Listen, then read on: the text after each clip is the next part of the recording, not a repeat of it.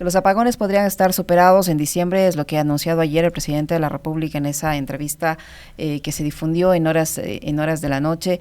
¿Qué opinión tiene respecto a los anuncios hechos por el presidente? ¿En qué medida esto les genera expectativa o alivio para que ustedes puedan planificar sus actividades en la industria? Buenos días, bienvenido. Muy buenos días, Alexis, Licenia, ¿cómo están? Un gusto estar con ustedes. Buenos días a todos los radioyentes. Bueno, realmente la situación es bastante compleja. No es para nada sencillo lo que el sector productivo, la ciudadanía, academia, todos los ecuatorianos estamos pasando este momento. Es y sería injusto el responsabilizar a un solo gobierno de lo que está sucediendo en el país. Esto tiene que ver con varias malas decisiones en gobiernos pasados, y a esto hay que sumarle también el limitante dentro de la Constitución de la República, que es un problema que no solamente afecta al sector eléctrico, sino a otros sectores más. Estando conscientes de que el problema es de fondo y no solamente es un tema de lluvia o no lluvia, o de un gobierno u otro gobierno, sino es un problema estructural, debemos buscar una solución conjunta, y eso fue justamente lo que siempre se les ha repetido y se les ha dicho a los ministros, de que somos parte del problema, pero deberíamos también ser parte de la solución, y la ley que se aprobó el día de ayer en la Asamblea Nacional, ojalá que pueda tener esos objetivos, de que el sector privado pueda ser parte del desarrollo de la solución, invirtiendo en la generación eléctrica para los ecuatorianos y también para autoconsumo. En relación a todo esto, lo ayer indicado por el presidente de la República, esperemos que suceda, esperemos que se logre ejecutar todo lo que él ayer expuso, indicó, y por supuesto, ojalá que para diciembre podamos retomar a unas actividades normales dentro de los procesos productivos, especialmente el industrial, que es uno de los sectores más afectados porque son los mayores generadores o usuarios, perdón, de energía eléctrica que hay en el país.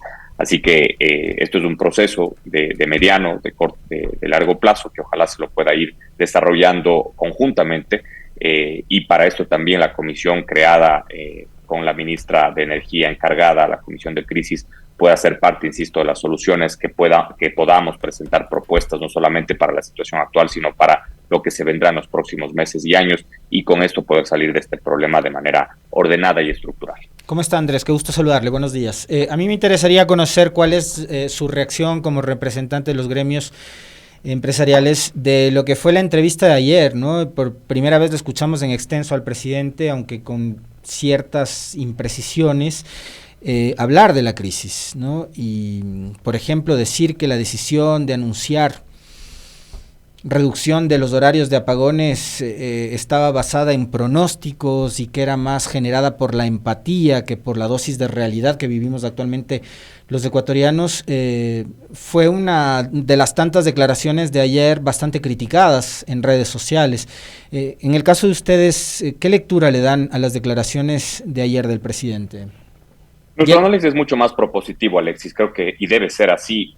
Nosotros no podemos entrar a un análisis político de unas declaraciones, porque esos análisis al final no nos da la solución al problema. Lo que nosotros debemos buscar son soluciones de largo plazo a las situaciones que vive el país, no solamente en el tema eléctrico, sino en varios otros problemas que tiene el Ecuador desde hace más de 20 años y que no se los ha solventado ni siquiera con el gasto inmenso que tuvimos de un gobierno específico. Así que creo que la responsabilidad del sector productivo está a trabajar para una solución, y ahí con la nueva ley ojalá que se nos permita invertir para generar electricidad. Entrar a criticar unas declaraciones que para unos pueden ser correctas, para otros pueden ser no correctas, es demasiado subjetivo y al final no soluciona nada al criticar unas declaraciones. Lo que sí vamos a criticar, y lo hemos venido haciendo de manera propositiva, es que no se tomen las decisiones para poder solventar los problemas eléctricos que tiene el país, que son problemas de fondo, no son problemas de una decisión específica de un gobierno, son problemas estructurales que vienen dados por malas decisiones en años pasados. Así que lo que nosotros estamos atentos es a esas decisiones de generación eléctrica, ya sea por la vía térmica, ya sea buscando otras opciones de generación eléctrica en la eólica, en la fotovoltaica, en la geotérmica, en varias otras opciones, en recuperar la generación eléctrica en las hidroeléctricas que fueron mal construidas en gobiernos pasados. Eso es lo que nosotros buscamos, porque ahí está la solución de mediano y de largo plazo que requiere el país y todos los ecuatorianos. Ingeniero Robalino, lo claro es, hasta el momento es que los apagones van a seguir hasta al menos hasta diciembre, que es lo que ha hecho el presidente de la República. En ese sentido, el tener la certeza de que vamos a tener noviembre y diciembre con apagones les permite a ustedes planificar sus actividades, cómo lo están haciendo, cómo van a enfrentar 14 horas diarias de apagones, que eso es lo que se sabe hasta el momento, si ya tenían los primeros inconvenientes durante el primer mes de estos cortes de energía. ¿Cómo los van a enfrentar hasta diciembre? Ahí sí son críticas constructivas y es en donde nosotros tenemos que analizar el fondo del problema. Y le voy a poner un ejemplo. Recién los cronogramas de los cortes para esta semana pudimos conocerlos ayer en la tarde. Eso no puede suceder, sino necesitamos una información previa con mínimo 2-3 días de anticipación. Si usted recuerda, hace un par de semanas el presidente y también el exministro Goncalves habían dicho que se iba a informar como máximo los días viernes previo a la semana anterior de los cortes que se va a tener la semana siguiente. Esto sí da la posibilidad a que las industrias, con todo el efecto negativo que significan los cortes, puedan adaptarse a esos cortes y puedan no reducir el efecto negativo. No puede suceder lo que sucedió el día de ayer, que el domingo en la tarde-noche podamos acceder al cronograma de cortes para que ahí las empresas, con todo el caos que significa eso, poder organizarse a la situación de cortes eléctricos de esta semana. Sabemos muy bien que la situación es crítica y que la decisión puede no ser muy sencilla de tomarla días antes, pero realmente eso sí es por encima de lo que es el efecto de los cortes eléctricos, sí es un problema grave porque a la industria no se la puede, no es cuestión de bajarle un switch, sino que hay que adaptar sus procesos productivos, enfriamiento de maquinarias, luego el poder calentar las maquinarias para poder reactivar la producción. Eso es, por ejemplo, una crítica constructiva que le hemos hecho al gobierno nacional en semanas pasadas y ojalá pueda retomarse. Ahora, sabemos muy bien que la situación es crítica y sabíamos desde hace algunas semanas con las reuniones con los ministros de que la solución en el corto plazo iba a llegar para mediados de diciembre y que dependía mucho de la situación hidrológica que tiene el país. Hoy hay una buena noticia, está lloviendo en Cuenca, llovió casi toda la noche, permanente lluvia desde la madrugada, se ve cielos bastante nublados, esperemos que las lluvias sigan y con eso ayudar a todos los ecuatorianos a poder retomar sus actividades normales, pero nuevamente es depender de una realidad climatológica que nadie la puede manejar, nadie la puede decidir y peor aún con los cambios climáticos que han habido por la situación que vive el mundo, pues obviamente es más difícil aún. Pero en todo caso hay una buena noticia que no depende del gobierno, no depende tampoco del legislativo, está lloviendo en Cuenca y eso es positivo para los ecuatorianos. En el caso de los agremiados de la Cámara de Industrias, ¿ustedes tienen ya alguna evaluación en frío, cifras de cómo ha perjudicado o ha beneficiado las buenísimas decisiones que ha adoptado el gobierno en medio de esta crisis? No le caracterizaría como ni buenas ni malas, son las situaciones que tiene el país por malas decisiones de 4 gobiernos anteriores. Realmente la situación no es y no tiene un efecto y no tiene una responsabilidad única, eso debemos estar todos los ecuatorianos muy conscientes. 1, 2, los efectos económicos son bastante complicados de analizarlos y tener una conclusión. ¿Por qué? Porque los cortes eléctricos han venido aumentando. Nosotros tenemos un dato que en Cuenca se produce más o menos por hora $970,000. Eso para llegar a sumar el Producto Interno Bruto que genera el Azuay en un año. Esos $970,000, si es que tuviéramos un corte completo, serían $970,000 menos de la producción, pero son cortes zonales y cortes por horas. Es difícil tener un valor exacto de cuánto se ha perdido por todas estas situaciones que ha tenido el país y además hay que sumarle los 4 días que tuvimos de corte completo en el parque industrial, que más o menos ahí sí es un valor correcto y exacto, son más o menos 18 millones y medio de dólares que no se pudieron producir durante los 4 días de cortes completos al parque industrial, que eso creo yo es uno de las, y eso sí no tengo temor a decir, una de las peores decisiones que ha podido tomar un gobierno, el cortarle a un parque industrial por ser más sencillo técnicamente cortar un parque. Eso no debe suceder porque, y eso le dijimos a los ministros, cuando se le pregunta a un ecuatoriano qué prefiere, si prefiere llegar a su casa sin luz pero con trabajo, o prefiere llegar a su casa con luz pero sin trabajo, ¿cuál es la respuesta que los ecuatorianos van a dar? Todos asumimos que prefieren llegar sin luz, aunque suene feo decirlo, prefieren llegar sin luz a su casa pero con un trabajo, porque llegar sin trabajo pero con luz, la cuenta de luz va a llegar al fin de mes y no van a tener cómo pagar esa cuenta de luz. Entonces el problema es mucho más grave cuando no existe empleo. Por lo tanto, lo que se debería tratar de cuidar es el empleo en el país, y eso tiene que ver con muchas otras situaciones, pero en el caso eléctrico creo que es trascendental el poder retomar unas actividades más o menos normales y que ojalá podamos tener una solución en el mediano o largo plazo con esta nueva ley que se acaba de aprobar. ¿Y cuántas horas les están quitando la energía al sector industrial actualmente? Usted dice que fueron 4 días completos que les quitaron la generación de energía para este sector. Ahora, los apagones para el sector industrial, en el caso suyo, en el Azuay, ¿de cuántas horas son? La semana pasada fueron de 10 horas más 3 horas de reducción de carga o potencia. En total son 13 horas. Esa reducción de carga y potencia fue en las horas pico, que son de 6 de la tarde a 9 de la noche. Y ahora estamos con cortes de 12 horas y sumado también la reducción de carga de 3 horas. Estamos hablando de entre 14, 15 horas que se está reduciendo o eliminando la generación eléctrica o el consumo eléctrico, o reduciendo la carga. Realmente el impacto es sumamente complicado, muy difícil. Es casi imposible pensar que podamos terminar el año creciendo como se esperaba tener un crecimiento del 1%. La recesión se retomó en el país como ya teníamos el semestre pasado y el primer semestre de este año, y con la situación eléctrica realmente la situación se vuelve muy grave, especialmente para la generación de empleo. Ayer se conoció un comunicado de la Asociación de Bancos que van a dar un plazo hasta 90 días para poder pagar créditos, pago de tarjetas, deudas por créditos de vivienda, etcétera. Son medidas que significan un tipo de alivio, ¿no? Entre comillas, para la gente, pero viene del sector privado. Ahora, desde el sector público, el gobierno, se espera que se tomen algún otro tipo de medidas que de igual manera ayuden a aliviar la situación tan compleja que están viviendo no solamente los empresarios, sino los ciudadanos en general. Muy buena pregunta, Alexis, y eso creo que es el tema de fondo. No solamente se debe pensar en reducir el impacto por el tema de la crisis eléctrica. El Ejecutivo puede hacer muchas cosas para incentivar la mala situación que tiene el sector productivo nacional. Y una de las principales es el poder batallar contra la informalidad, especialmente la ilegalidad. En el Ecuador estamos en una situación incontrolable de informalidad. Cada mes la informalidad sube.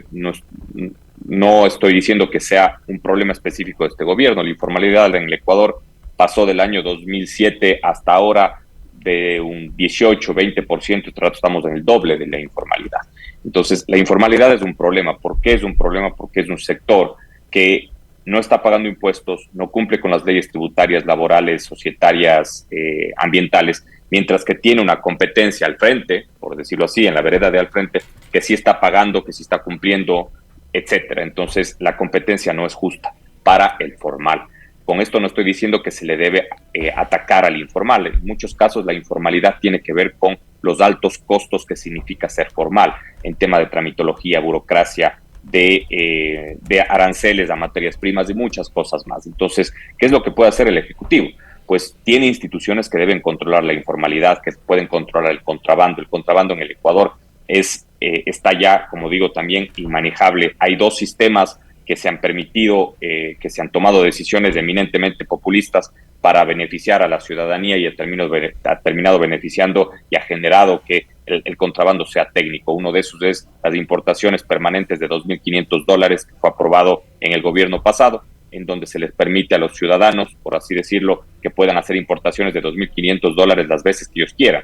De esos sistemas se está importando parabrisas, se están importando neumáticos, se están importando calzado, se está importando diferentes productos, sin pagar aranceles, sin pagar IVA, sin cumplir con norma técnica. Entonces, ese tipo de normas, igual que el 4x4, que se buscaba incentivar al emprendedor que importa cualquier tipo de producto, lo que ha generado son importaciones masivas que están afectando a la industria nacional. Y eso significa que son dólares que se van de nuestra economía. La pregunta es, ¿qué pasa con la dolarización en este gobierno, en el gobierno de Noboa, después de todo el miedo que le metieron a la gente durante los últimos procesos electorales, resulta que ahora la dolarización de por sí no es, digamos, un mecanismo que hace milagros solo, ¿no? El dólar no hace milagros solo. El dólar se sostiene y se mantiene con políticas inteligentes, efectivas, con circulante en la economía, pero vemos que los dólares no entran y que por el contrario se están yendo. Entonces, ¿qué vamos a hacer con la dolarización, Andrés? Nadie está hablando de ese tema y sí, a mí sí es algo que me inquieta y mucho. Completamente, y al 99% de la población creo que el político quisiera tener la misma fama que tiene, el mismo buen nombre que tiene la dolarización en el país. Es la única razón por la cual el Ecuador no ha llegado a niveles de estar como Venezuela.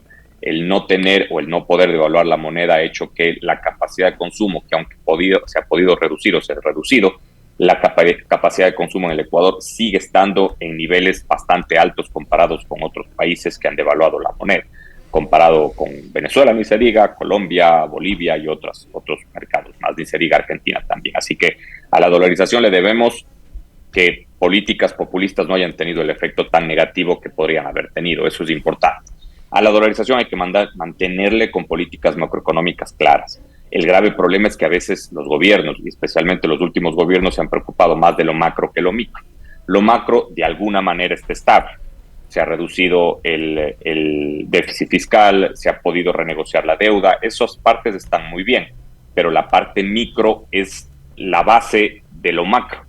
Entonces, si es que al micro no le podemos estabilizar, si es que a las empresas no le podemos dar competitividad, no le podemos reducir los procesos burocráticos que generan costos de producciones más altos, si es que no tenemos una ley laboral que sea la respuesta a la situación que vivimos actualmente, no una ley laboral del año 1938, si no tenemos, y vamos más al fondo, una constitución que incentive la inversión privada y por el contrario tenemos una constitución que ataca la inversión privada y no le da la posibilidad de poder desarrollarse, sucede con el sector eléctrico, obviamente la dolarización siempre va a estar inestable. No tenemos una base en donde realmente estabilizar a la dolarización por más buenas decisiones que se puedan dar en lo macro. Andrés, lo micro juega un papel fundamental. Andrés, para finalizar, ¿cuántas plazas de trabajo se han perdido hasta el momento en los sectores a los que usted representa? ¿Se han perdido o no se han perdido fuentes de trabajo aún?